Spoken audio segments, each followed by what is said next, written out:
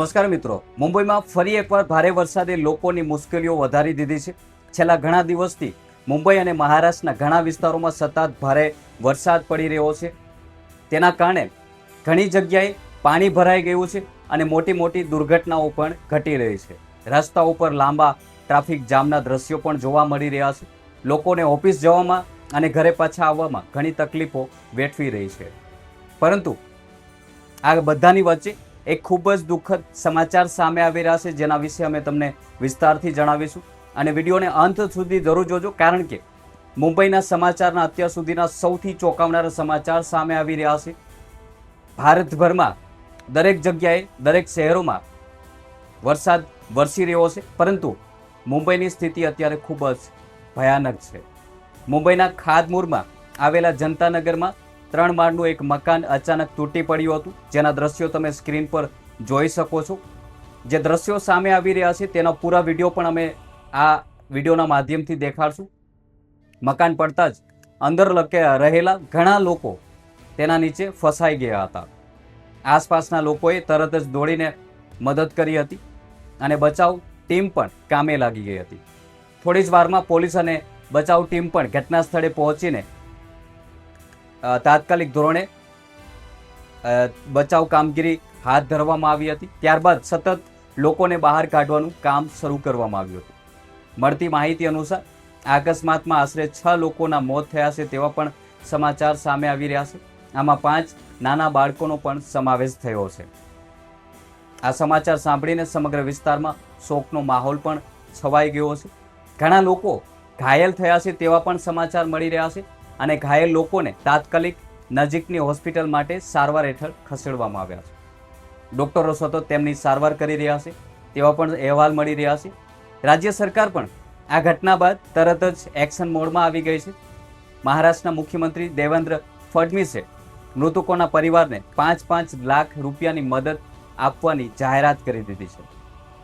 આ સાથે જ આ અકસ્માત કેવી રીતે થયો તેની તપાસ પણ વધુ તેજ કરી દેવામાં આવી છે.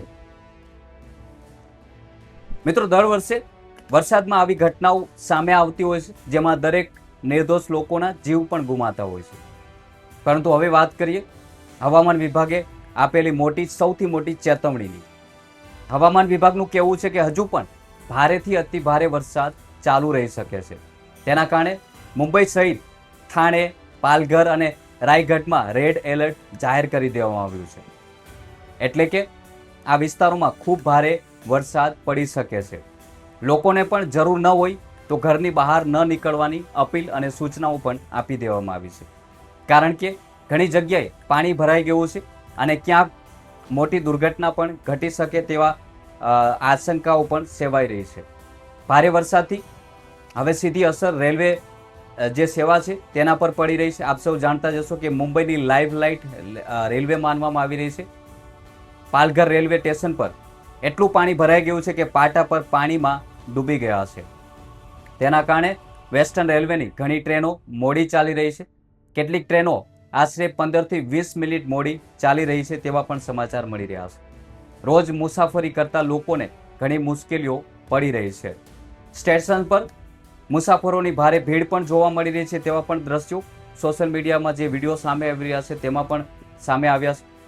લોકો લાંબા સમયથી ટ્રેનની રાહ જોતા નજરે ચડી રહ્યા છે.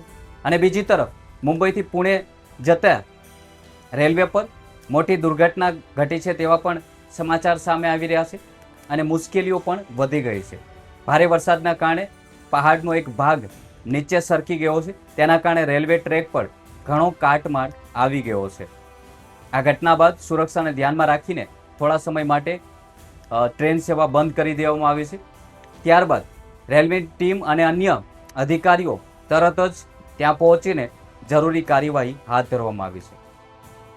હાલમાં ટ્રેક સાફ કરવાનું કામ ચાલી રહ્યું છે અને જે પણ લોકો છે તેમને જે જોખમી ઇલાકાઓ છે, રસ્તાઓ છે, ત્યાં ન જવા અપીલ કરવામાં આવી છે. અધિકારીઓનું કહેવું છે કે મુસાફરોની સુરક્ષા સૌથી વધુ જવાબદારી છે. એટલા માટે ટ્રેક સંપૂર્ણ સુરક્ષિત થયા પછી જ ટ્રેન સેવા શરૂ કરવામાં આવશે તેવી સૂચના આપવામાં આવી છે. મિત્રો, એક તરફ ભારે વરસાદ અને બીજી તરફ ટ્રેન સેવા જે ઠપ થઈ ગઈ છે તેના કારણે હજારો લોકોને રોજના કામમાં ઘણી તકલીફો પડી રહી છે. ભારે વરસાદની અસર માત્ર રેલવે સુધી જ સીમિત નથી રહી. શહેરના ઘણા વિસ્તારોમાં હવે રસ્તા પર જોખમ વધી ગયું છે. મુંબઈના ગોરેગાંવ ઈસ્ટમાં એક મોટી ઘટના બની છે. ત્યાં એક મોટું ઝાડ અચાનક રસ્તા પર ઢળી પડ્યું હતું.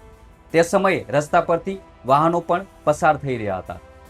સદનસીબે એક રિક્ષા ચાલકનો આ બાદ બચાવ થયો છે, પરંતુ આ ઘટનામાં 2 મહિલાઓ ગંભીર રીતે ઈજાગ્રસ્ત થઈ છે. જે સીસીટીવી ફૂટેજ તમે જોઈ શકો છો. બંને મહિલાઓને તરત જ હોસ્પિટલમાં લઈ જવામાં આવી છે. સૌથી પહેલા જે આ ઘટનાના સીસીટીવી ફૂટેજ સામે આવ્યા છે તેના પર નજર કરો.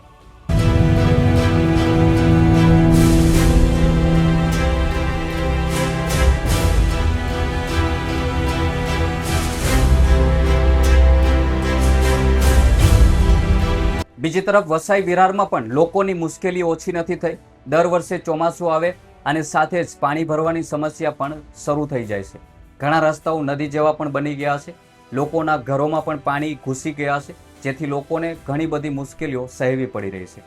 બાળકોને સ્કૂલે જવા અને મોટા લોકોને કામ પર જવા માટે ઘણી તકલીફો પડી રહી છે અને ઘણા લોકો પણ પ્રશાસન પર ગુસ્સો ઠાલવી રહ્યા છે. સ્થાનિક લોકોનું કહેવું છે કે આ નવી સમસ્યા નથી. દર વર્ષે આ સ્થિતિ જોવા મળે છે. લોકોનો આરોપ છે કે યોગ્ય ટાઉન પ્લાનિંગના અભાવના કારણે આવી હાલત દર વર્ષે જોવા મળી રહી છે.